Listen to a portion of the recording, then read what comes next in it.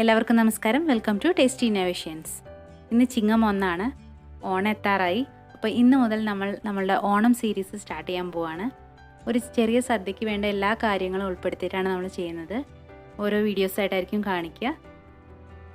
ഉള്ളി വെളുത്തുള്ളി ഒന്നും ചേർക്കാതെ വളരെ നാടൻ രീതിയിൽ ട്രഡീഷണൽ ആയിട്ടുള്ള സദ്യ റെസിപ്പീസാണ് കാണിക്കാൻ പോകുന്നത്. അപ്പോൾ എല്ലാവരും മറക്കാതെ കാണുക. അപ്പോൾ നമുക്ക് നമ്മളുടെ ആദ്യത്തെ റെസിപ്പിയിലേക്ക് പോവാം.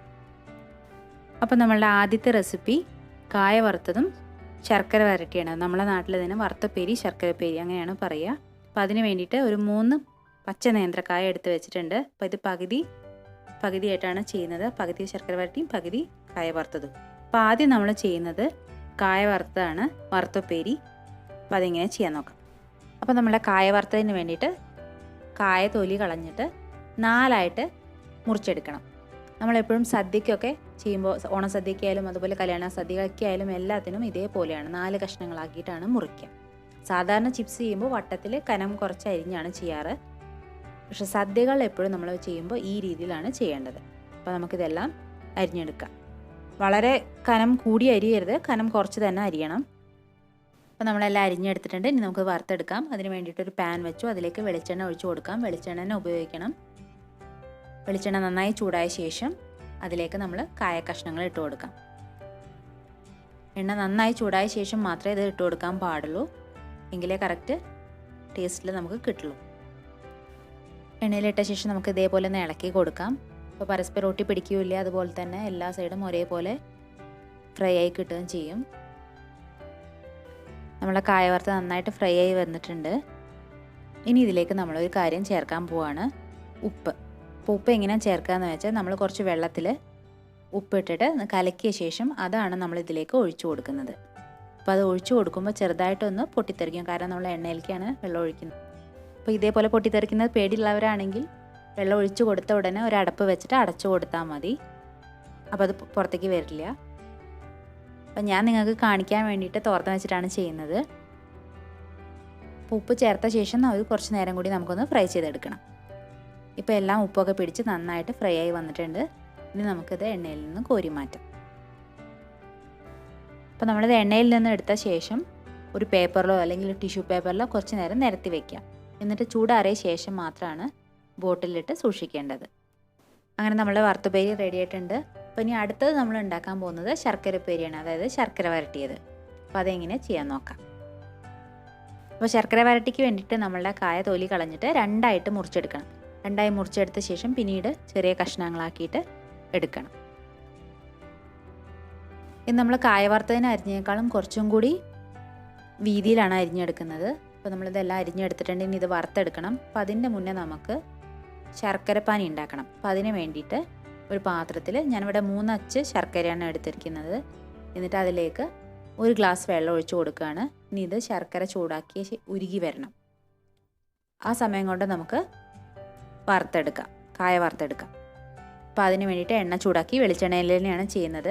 എണ്ണ നന്നായി ചൂടായ ശേഷം നമ്മളുടെ കായ കഷ്ണങ്ങൾ അതിലേക്ക് ഇട്ട് കൊടുക്കാം.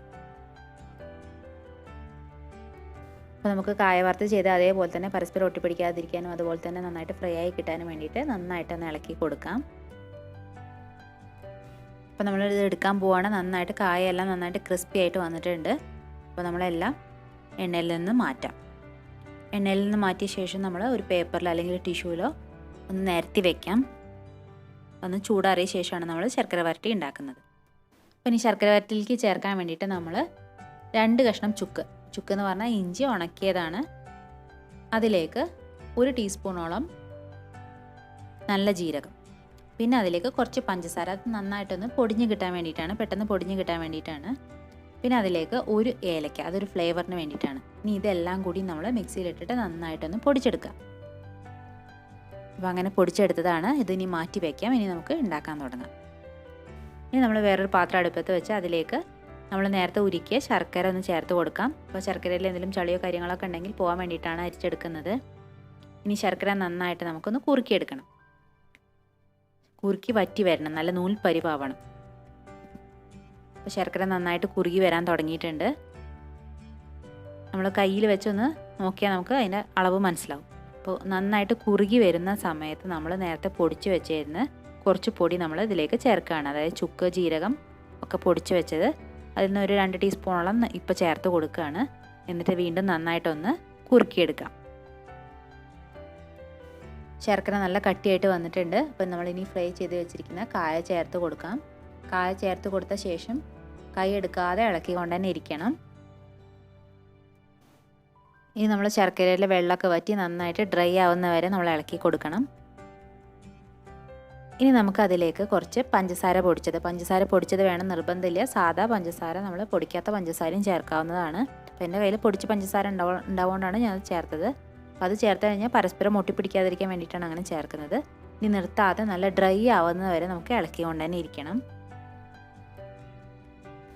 അപ്പോൾ നമ്മളെ ശർക്കരപ്പേരി നല്ല ഡ്രൈ ആയി വന്നിട്ടുണ്ട്.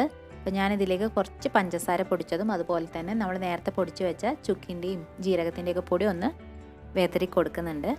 എന്നിട്ട് വീണ്ടും നന്നായിട്ടൊന്ന് മിക്സ് ചെയ്തെടുക്കാം. ഇനി ഇതിലേക്ക് നമുക്ക് വേണമെങ്കിൽ കുറച്ച് നെയ്യ് കൂടി ഒഴിക്കാം. അപ്പോൾ ഞാനിവിടെ ഒഴിച്ചിട്ടില്ല, പക്ഷേ നെയ്യ് ചേർത്താൽ നല്ല ടേസ്റ്റ് ഉണ്ടാവും. അപ്പോൾ കുറച്ച് നെയ്യ്, ഒരു ടീസ്പൂണോളം നെയ്യ് കൂടി ചേർത്ത് കൊടുക്കാം. അപ്പോൾ നിങ്ങൾക്ക് ഇഷ്ടമാണെങ്കിൽ അതുകൂടി ചേർത്ത് കൊടുക്കാവുന്നതാണ്. എന്നിട്ട് എല്ലാം നന്നായിട്ട് മിക്സ് ചെയ്തെടുക്കാം. തീ ഓഫാക്കിയ ശേഷം എല്ലാം നന്നായിട്ടൊന്ന് മിക്സ് ചെയ്തെടുക്കാം. അപ്പോൾ നമ്മളുടെ ഓണം സീരീസിലത്തെ ആദ്യത്തെ 2 വിഭവം നിങ്ങൾക്ക് ഇഷ്ടമായി എന്ന് വിചാരിക്കുന്നു. അപ്പോൾ എന്തായാലും ഈ ഓണത്തിനൊന്ന് ട്രൈ ചെയ്ത് നോക്കിയിട്ട് നിങ്ങളുടെ അഭിപ്രായം അറിയിക്കുക. നമുക്ക് അടുത്ത ഓണം റെസിപ്പിയായിട്ട് അടുത്ത ദിവസം വീണ്ടും കാണാം. അപ്പോൾ അതിൻ്റെ മുന്നേ ചാനൽ സബ്സ്ക്രൈബ് ചെയ്യാൻ മറക്കരുത്. ലൈക്ക് ചെയ്യുക, ഷെയർ ചെയ്യുക. നമുക്ക് വീണ്ടും കാണാം. താങ്ക്